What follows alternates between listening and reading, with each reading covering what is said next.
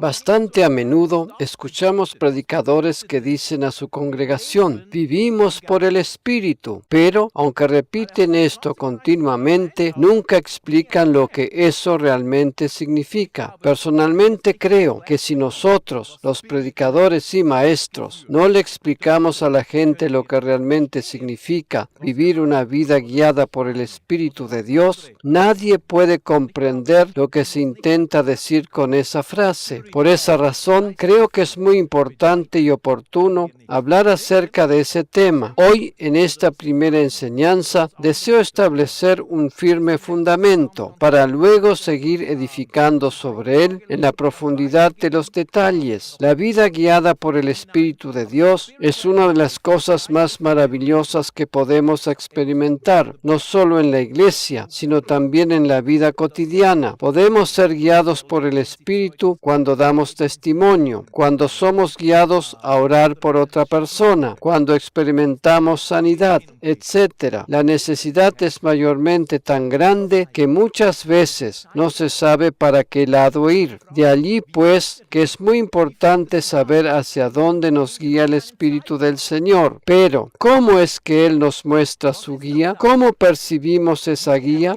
¿Cómo distinguimos sus señales en nuestro interior? ¿Cuál es el indicativo de sus señales? ¿Cómo reconocemos que Él es quien nos está indicando? ¿Cómo reconocemos que es Él quien nos está indicando algo? ¿Qué significa ser guiado por el Espíritu Divino? La primera cosa que deseo hacer es establecer el fundamento. Para ello te invito a ir conmigo al libro de Hebreos capítulo 8, para leer allí los versículos 10 y 11. Dice el Señor, por lo cual, este es el pacto que haré con la casa de Israel. Al hablar de un pacto, Dios no se refiere aquí a nuevas leyes o mandamientos, sino al nuevo pacto en Jesucristo. Estas palabras que estamos leyendo fueron dichas proféticamente en el Antiguo Testamento, en diferentes lugares y circunstancias. Dios se refería al nuevo pacto que habría de llegar más tarde en la persona de su Hijo Jesucristo. El versículo sigue diciendo, después de aquellos días, el pasaje sigue diciendo, después de aquellos días, dice el Señor, pondré mis leyes en la mente de ellos y sobre su corazón las escribiré y seré a ellos por Dios y ellos me serán a mí por pueblo. Nos tomaría mucho tiempo explicar ahora todos los detalles del nuevo pacto, pero sintetizando diríamos que el Espíritu Santo, quien vino a morar en nuestros corazones, tomó el lugar que antes le correspondía a la ley. Por lo tanto, la ley divina está ahora dentro de nosotros. La guía del Espíritu Santo está en nuestro interior. La ley divina fue implantada en nuestros corazones por el Espíritu Santo, quien vino a ocupar el lugar que anteriormente ocupaba la ley. A eso se refiere cuando dice, escribiré mis leyes sobre sus corazones y sobre sus mentes. Es muy importante que comprendamos esto, porque en Gálatas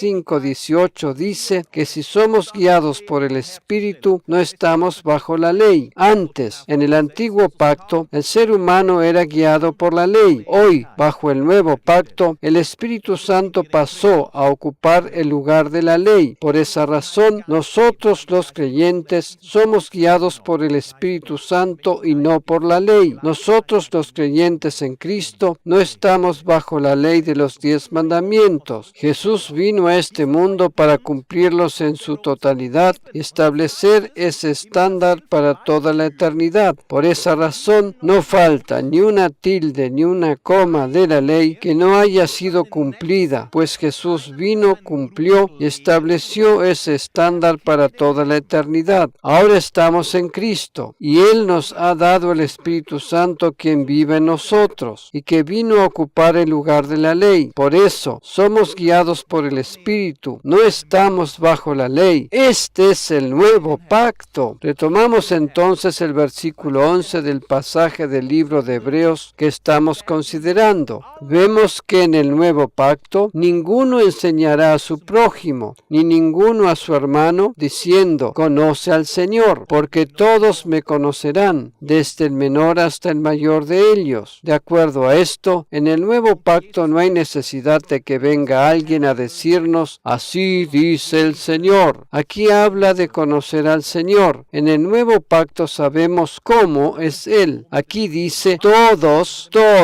me conocerán, desde el menor hasta el mayor. En el nuevo pacto, todos y cada uno de los creyentes pueden escuchar la voz de Dios. Todos aquellos que han aceptado a Jesús como su Salvador personal pueden oír la voz de Dios directamente. Este es el milagro del nuevo pacto. En el antiguo pacto bajo la ley, para poder escuchar la voz de Dios, se necesitaban profetas, reyes y sacerdotes, los cuales transmitían sus palabras al pueblo. Pero aquí explica claramente que en el nuevo pacto las cosas son diferentes. En el nuevo pacto no es necesaria la mediación de profetas, reyes o sacerdotes para que el pueblo conozca al Señor, ni nadie tiene que decirle al creyente, así dice el Señor. Bajo el nuevo pacto, cada uno de los creyentes, sin excepción alguna, está en condiciones de oír la voz de Dios directamente y tienen derecho a ser guiados por Él. El creyente en Cristo Jesús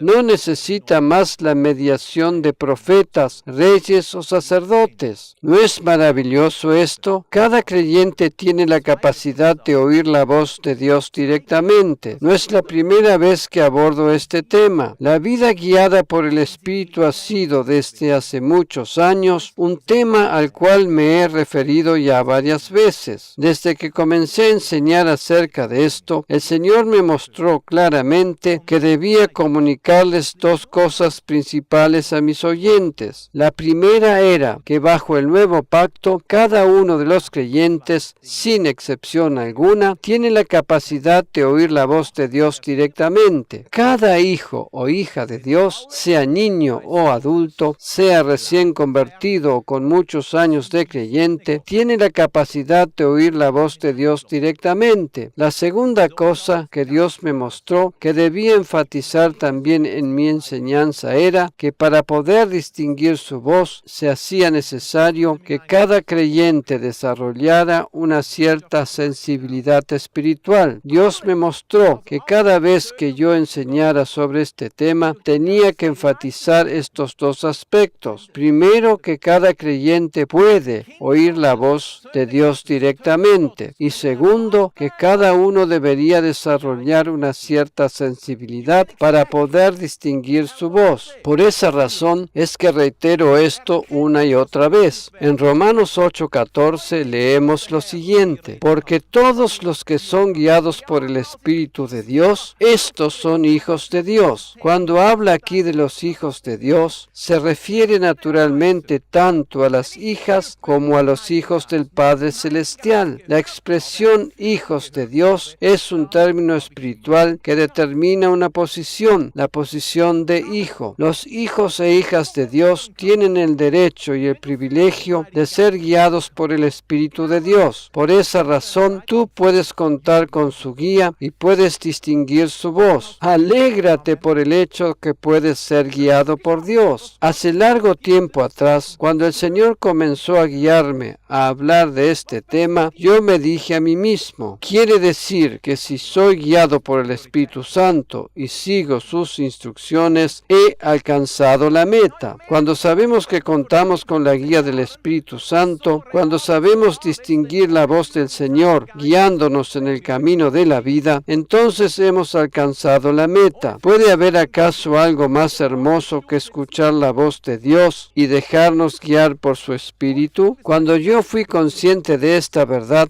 me di cuenta que este tema debe ocupar un lugar de prioridad en nuestra vida. Hoy en día estoy todavía más convencido que hace 10 o 15 años atrás. Sin la guía del Espíritu Santo no estaríamos donde estamos. Si no hubiera sido por la guía del Espíritu Santo, no tendríamos el templo que hoy tenemos. Si no hubiera sido por la guía del Espíritu Santo, no estarías escuchando hoy esta enseñanza. Por eso digo, digo que estoy más convencido que nunca que la guía del Espíritu Santo es algo real y verdadero en la vida del creyente. Por eso, repito, cada creyente, sin excepción alguna, está en condiciones de escuchar la voz de Dios hablándole directamente. Dicho en otras palabras, cada creyente se profetiza a sí mismo sin la intervención de otra persona. Cada creyente puede oír la voz de Dios por sí mismo. Cuenta con su guía.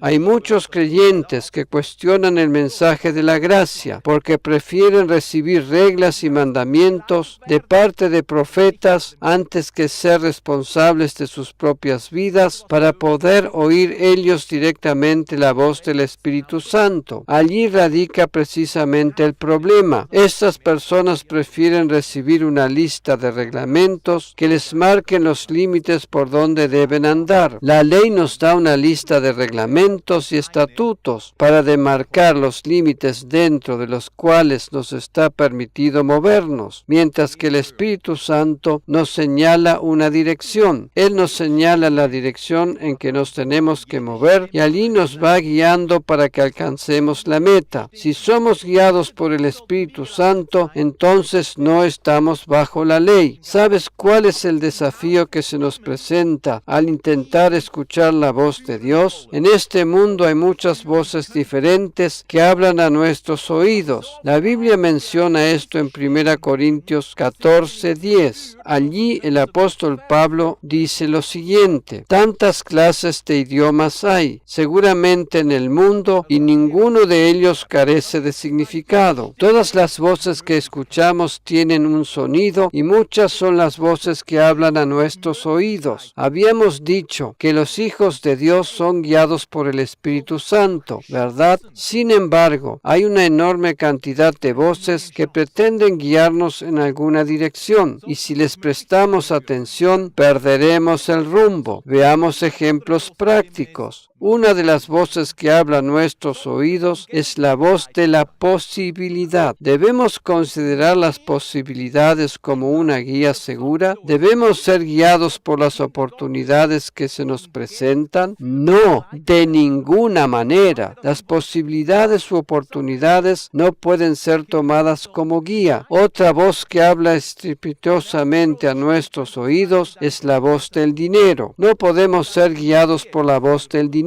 El dinero no debe ser un factor influyente en las decisiones de los hijos de Dios. La palabra dice claramente que los hijos de Dios deben ser guiados por el Espíritu de Dios. Otra voz que habla fuertemente a nuestros oídos es la voz de nuestra familia. Tampoco debemos ser guiados por lo que opine nuestra familia, tampoco por las opiniones de los amigos. Por ejemplo, en nuestro interior percibimos la guía del Espíritu, pero la opinión de los amigos es completamente diferente. ¿A quién prestamos más atención? ¿Debemos ser guiados por la opinión de los amigos o parientes o por el Espíritu de Dios? Naturalmente que es razonable tener en cuenta la opinión de familiares o amigos cercanos, pero la decisión final no debe estar basada en sus opiniones. La guía del Espíritu Santo está muy encima de las posibilidades, oportunidades y opiniones humanas. Tampoco las ofertas comerciales deberían servirnos como guía. Naturalmente que Dios puede guiarnos a hacer un buen negocio, pero un buen precio no debería ser la razón principal de nuestra decisión. Todas esas cosas juegan un papel secundario. En primera instancia debemos ser guiados por el Espíritu de Dios. Supongamos que necesitamos comprar algo y tenemos que decidir entre dos opciones de diferente precio. Por un lado, nuestro razonamiento natural nos lleva hacia el precio más económico, por lo que aparenta ser la misma calidad. Por otra parte, el Espíritu Santo nos impulsa a pagar el precio más alto. Aunque parezca ilógico, esto puede ser posible, aunque naturalmente esa tampoco es la regla. Habrá veces que el Espíritu Santo nos guía así y habrá otras veces cuando Él nos guíe de tal manera como para que podamos ahorrar dinero. Sin embargo, el aparente ahorro que podamos hacer comprando lo más barato no es lo que en primera instancia determine nuestra decisión. La guía del Espíritu Santo no es siempre compatible con nuestro razonamiento. Todos los días nos enfrentamos a desafíos diferentes. Las opiniones de nuestros semejantes intentarán influenciar nuestra decisión en la manera de resolverlos. Si somos guiados por esas opiniones, no somos guiados por el Espíritu de Dios. Hay quienes son detenidos en su deseo de visitar nuestras reuniones a causa de las opiniones de sus semejantes. Esto es realmente asombroso. Las opiniones pueden ser un factor muy influyente en las decisiones de algunas personas. Es de suma importancia entonces entender lo que verdaderamente significa ser guiado por el Espíritu de Dios. Permíteme ahora el atrevimiento de hacer la siguiente declaración. Si todos nosotros fuésemos guiados siempre 100% por el Espíritu de Dios, estaríamos mucho mejor de lo que estamos. Esto lo digo también para mí mismo. Soy consciente que una declaración así no es del agrado de todos, y mucho menos de los religiosos legalistas, quienes intentarán acusarme de soberbia. Sin embargo, yo soy una persona simple y normal que intenta ser guiado más y más por el Espíritu Divino. Seguramente que habrá quienes van a cuestionar lo que acabo de decir, diciendo que no se puede hablar de esa manera, ya que es contraria a nuestras creencias. Naturalmente que nos va bien con la ayuda del Señor, pero podría irnos muchísimo mejor, ¿verdad? De hecho, de ahora en más, nos va a ir mucho mejor, porque estamos aprendiendo a ser más sensibles a la guía del Espíritu. Cuanto más somos guiados por el Espíritu de Dios, tanto más fruto traemos para su reino. Imagínate cuánto más fruto para el reino de Dios produciríamos si cuando salimos a evangelizar vemos la manifestación inmediata de sanidad, salvación y derramamiento del Espíritu Santo. Imagínate qué fruto maravilloso para el reino de Dios sería si damos testimonio con una vida firme y sólida, fundamentada en su palabra, y no bamboleante de un lado a otro según sople el viento. Los hijos de Dios no tenemos que ser guiados por opiniones, y ni siquiera por circunstancias o contratiempos. Esa no es la manera en que deben ser guiados los hijos de Dios, y mucho menos por sentimientos. La única guía segura es el Espíritu Santo. Nuestra vida debe ser guiada por el Espíritu Santo. En el versículo que habíamos leído anteriormente, dice que hay tantas clases de voces diferentes en el mundo y ninguna de ellas carece de significado. Los sentimientos, las circunstancias, las opiniones, el dinero tienen también una voz. Otra voz que habla a nuestros oídos y la cual no debe servirnos como guía es la voz de la exactitud política. Si algo está en contra de la palabra de Dios, aún por más correcto que parezca, no debe influenciar nuestra vida, solo por el hecho de acomodarnos a las circunstancias. Naturalmente que debemos ser prudentes en la forma en que nos expresamos o comportamos, pero no tenemos por qué dar nuestro consentimiento a cosas que van contra la opinión divina. Por el contrario, debemos tener la valentía de decir que eso no está bien. De ninguna manera debemos ser guiados por la exactitud política. Otra cosa que no debe servirnos como guía es tratar de hacer las cosas de manera que todos estén conformes. Esa no era la forma en que actuaba Jesús. Jesús era apreciado por la gente en general, pero odiado por los religiosos. El tratar de dejar conforme a todo el mundo puede ser una guía equivocada. Tratar de conformar a todo el mundo significa acomodarse a la opinión de la mayoría y permanecer en un término medio. Cuando somos aceptados por todos, nos volvemos muy generalizados y superficiales. Jesús no era amado por todos. Por el contrario, los líderes religiosos le odiaban. ¿Por qué le odiaban? Precisamente porque no se acomodaba a la opinión de ellos. Él tenía su propia opinión y la expresaba. Él nunca se doblegó ante el poderío religioso. Por el contrario, él los enfrentó valientemente. Eso le condujo a continuas confrontaciones con ellos. Jesús no era apreciado en el Sanedrín o Consejo Supremo Nacional y Religioso de los judíos. Si bien había algunos entre ellos que le reconocieron como Mesías, la gran mayoría le odiaba. El consenso general no nos conduce hacia la libertad. Hay una sola cosa que nos otorga libertad y es la verdad de la palabra de Dios. Jesús dijo: conoceréis la verdad y la verdad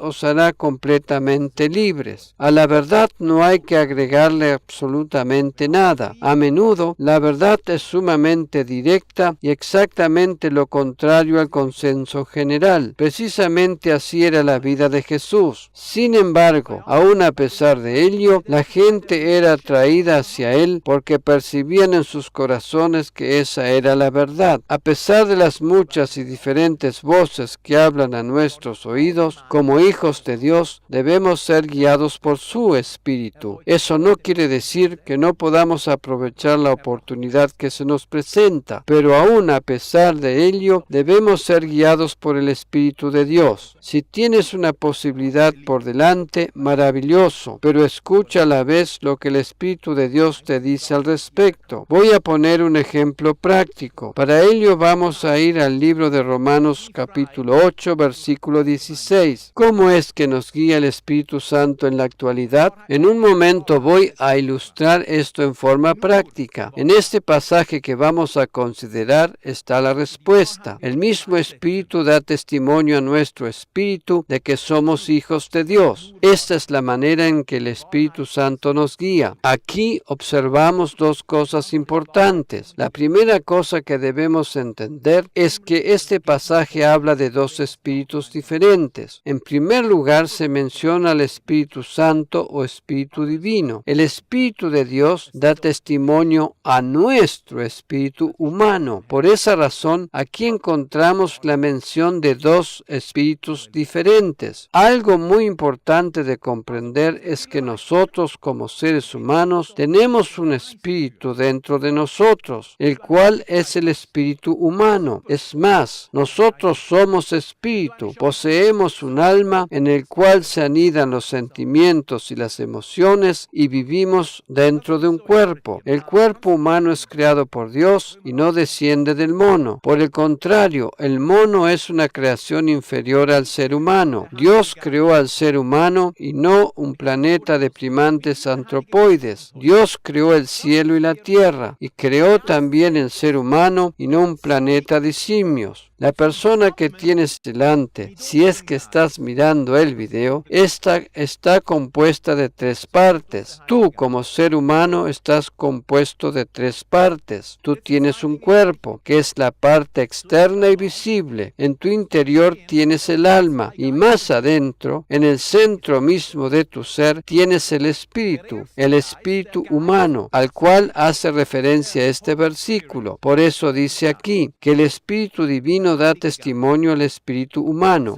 de que somos hijos de Dios. Cuando hemos aceptado a Cristo como Salvador personal, el Espíritu Santo viene a morar a nuestro interior, o sea, en nuestro espíritu. ¿Qué significa nacer de nuevo? Eso quiere decir que el Espíritu Santo viene a morar a nuestro ser. ¿Dónde exactamente? Él no habita en ninguno de nuestros órganos internos, como podría ser el hígado, por ejemplo. Entonces, ¿dónde es que habita el Espíritu Santo? Él no viene a morar tampoco en el alma, sino que hace su morada en nuestro espíritu humano. Digamos que el Espíritu Santo se fusiona con el espíritu humano. Esto es precisamente lo maravilloso de esta cuestión. Ahora entonces te voy a mostrar cómo es que funciona la manera en que Dios nos guía por su Espíritu, justamente como lo que acabamos de leer. El Espíritu Santo da testimonio a nuestro espíritu humano. Te lo voy a demostrar de una manera práctica. Para eso, le voy a pedir a uno de mis pastores que suba a la plataforma.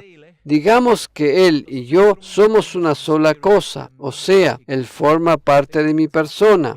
Pero para poder comprenderlo mejor, ahora lo voy a separar en dos partes. Por un lado, el pastor Mijael representa ahora mi espíritu, y yo, en este ejemplo, estoy representando al Espíritu Santo. Por medio del nuevo nacimiento, el Espíritu Santo se fusiona con mi espíritu humano. Eso es lo que dice precisamente este versículo. El Espíritu Santo le da testimonio a mi espíritu humano. Los dos somos una sola cosa, pero como dije antes, vamos a observarlos separadamente para poder comprender mejor el ejemplo que quiero ilustrar. Yo, por lo tanto, represento ahora el Espíritu Santo. El pastor Mijael está representando ahora a mi verdadera persona, o sea, él es Erich Engler. Pastor Mijael, te pido por favor que fijes ahora tu mirada hacia el lado izquierdo. Él, quien representa a mi persona, tiene su mirada puesta en una determinada dirección. Yo, quien represento al Espíritu Santo, fijo mi vista en la dirección contraria. Por lo tanto,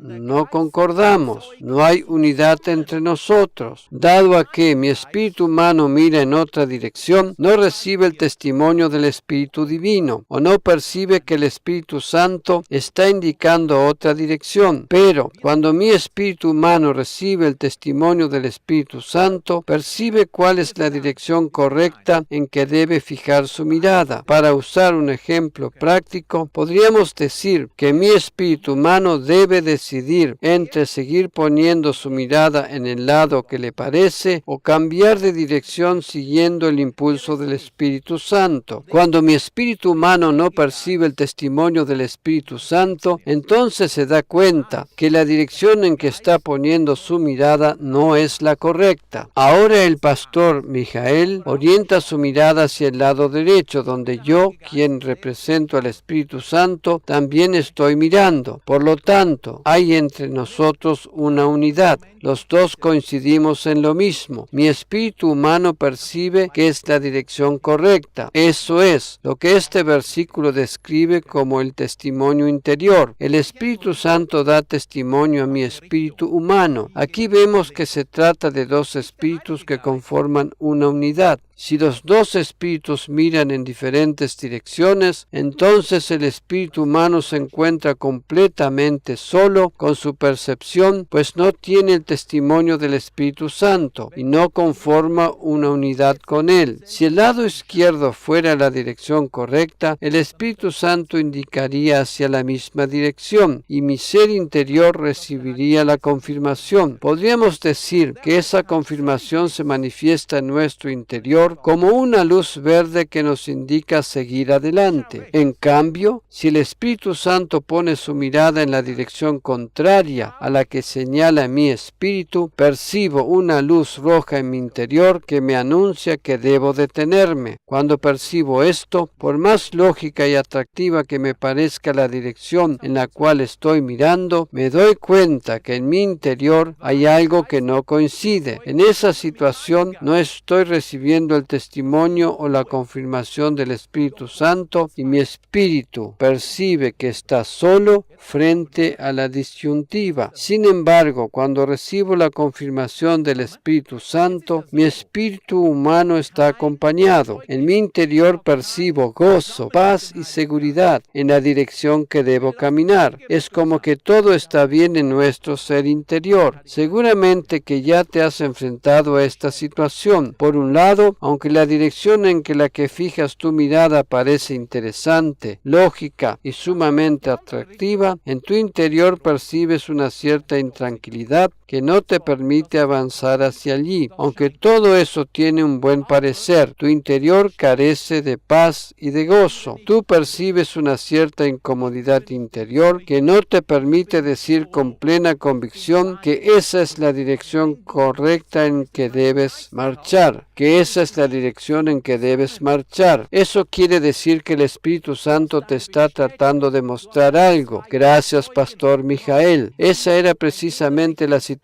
a la que Pablo se enfrentó en 2 Corintios 2, versículos 12 y 13, donde la describe de la siguiente manera: Cuando llegué a Troas para predicar el Evangelio de Cristo, aunque se me abrió una puerta en el Señor. Aquí tendremos que detenernos y decir: maravilloso, fantástico. místico. Pablo está recibiendo una indicación de parte del Espíritu Santo. No puede ser de otra manera. Pero veamos lo que Pablo dice en el versículo siguiente. No tuve reposo en mi espíritu. ¿Dónde percibió Pablo esa intranquilidad? En su espíritu humano, a pesar de que se le había abierto una puerta para predicar el Evangelio. Él no percibía el testimonio interior en su espíritu humano. No tuve reposo en mi espíritu por no haber hallado a mi hermano Tito. Así, despidiéndome de ellos, partí para Macedonia. Las cosas podrían haber tomado otra dirección si Pablo hubiese hallado a su hermano Tito. ¿Comprendes cómo funciona? Humanamente podríamos decir, ¿cómo puede ser esto? Si allí dice que se le había abierto una puerta en el Señor para predicar el Evangelio de Cristo. Se le abre una puerta y él no la aprovecha. Aquí dice bien claro que se le había abierto una puerta en el Señor. ¿No es acaso todo lo que estamos esperando? ¿Por qué entonces es que no la aprovecha? Pablo dice, no. Observemos la diferencia que existe entre una puerta abierta en el Señor y una puerta abierta por el Señor. Hay una gran diferencia entre estas dos preposiciones. Hay muchos creyentes que hacen cosas en el Señor, las cuales no son necesariamente impulsadas por el Señor. Hay muchos creyentes que llevan a cabo programas o actividades, las cuales son impulsadas por su propio entusiasmo. Ellos hacen cosas porque están de moda o porque las hacen los demás. Se sienten simplemente impulsados a hacerlas. En otras palabras, ellos hacen cosas en el Señor, pero eso no quiere decir que hayan sido impulsadas necesariamente por el Señor. Yo podría hacer muchísimas cosas en el nombre de Jesús, pero eso no significa que hayan sido impulsadas por Él. ¿Comprendes lo que te quiero decir? Hay una gran diferencia entre estas dos preposiciones. En y por no significa necesariamente lo mismo. Y este es precisamente el caso aquí. Por un lado, en su alma, Pablo está entusiasmado y excitado por el hecho de que se le abrió una puerta en el Señor para predicar el Evangelio de Cristo. Una puerta abierta en el Señor es algo muy bueno, ¿verdad? Pero evidentemente esta situación no había sido impulsada por el Espíritu Santo. Imagínate la escena. Pablo tiene la oportunidad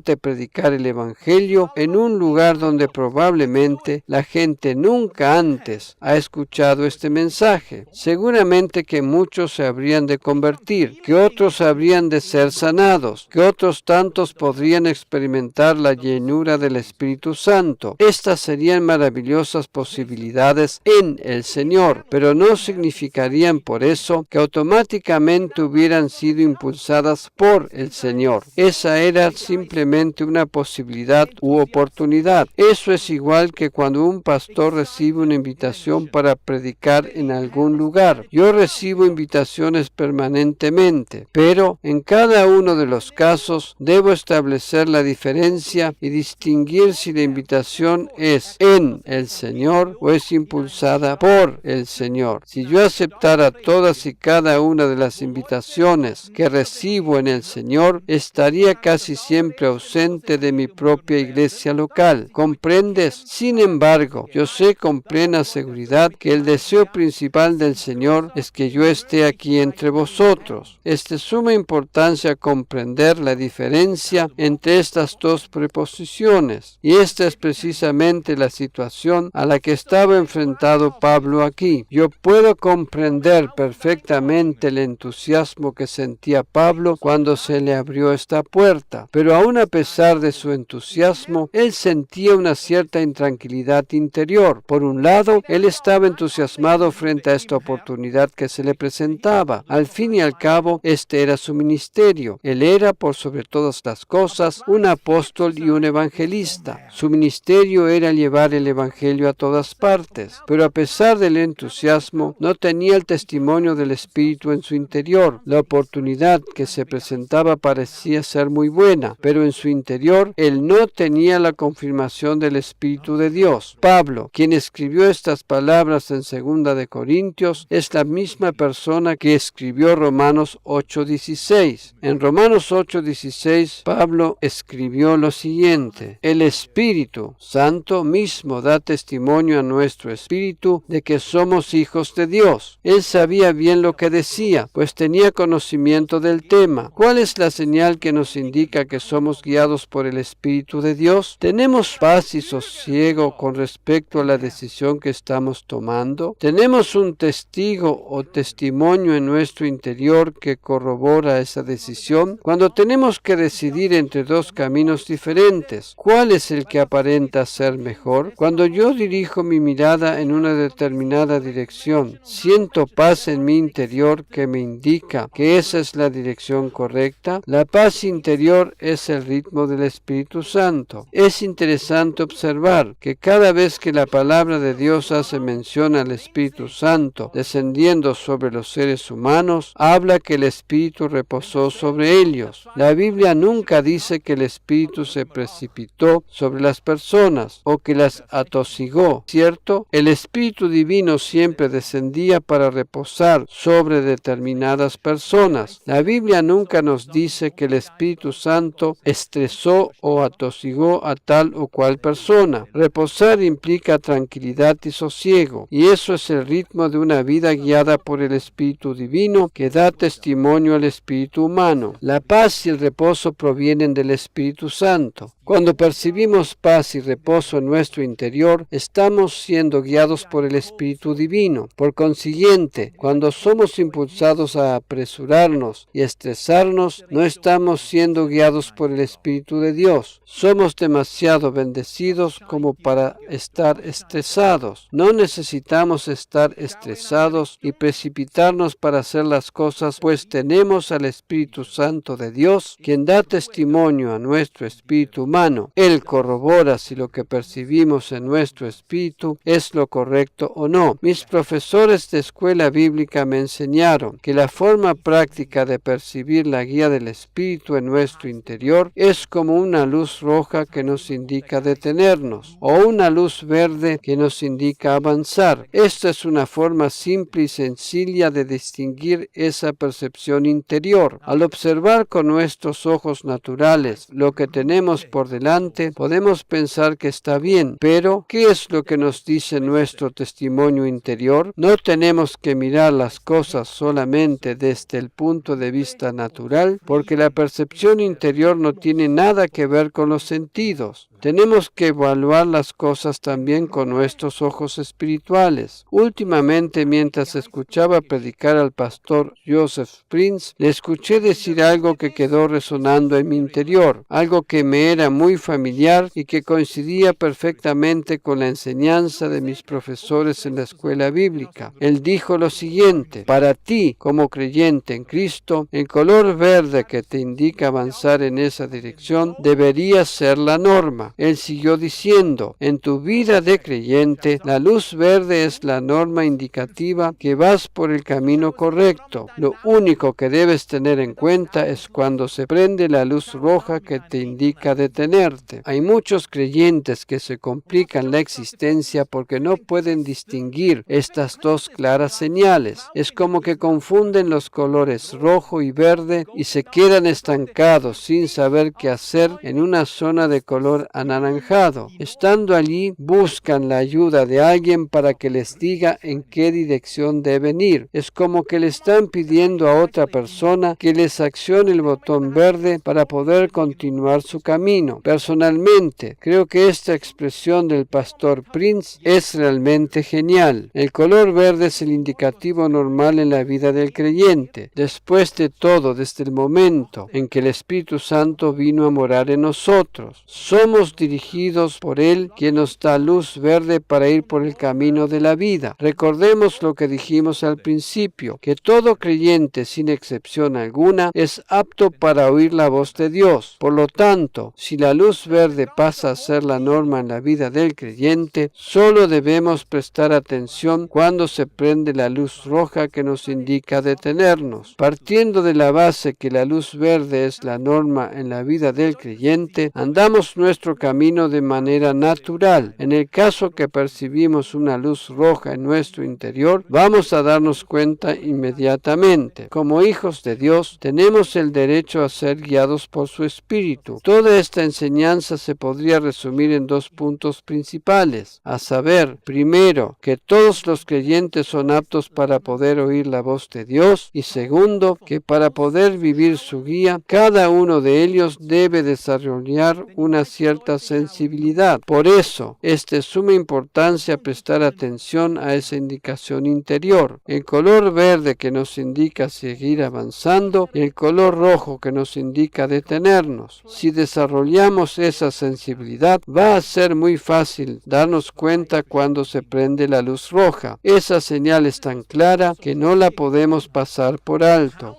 Prestemos atención entonces a este aviso interior. Prestemos atención entonces a ese aviso interior. ¿Qué significa desarrollar sensibilidad espiritual? No ver las cosas solamente con los ojos naturales basados en los sentimientos, las circunstancias, las opiniones de los demás, el dinero, los amigos, la familia, oportunidades, posibilidades, etc. Estas cosas que acabo de mencionar juegan un factor determinante cuando contemplamos la situación con los ojos naturales. Sin embargo, nosotros, los hijos de Dios, debemos tomar las decisiones basados en nuestro testimonio interior. Desarrollar sensibilidad espiritual significa dejar de ver las cosas con los ojos naturales para observarlas con los ojos del Espíritu. La mayoría de las personas ven solo lo que tienen delante de sus ojos, pero nosotros, los creyentes, tenemos la posibilidad de ver con los ojos espirituales.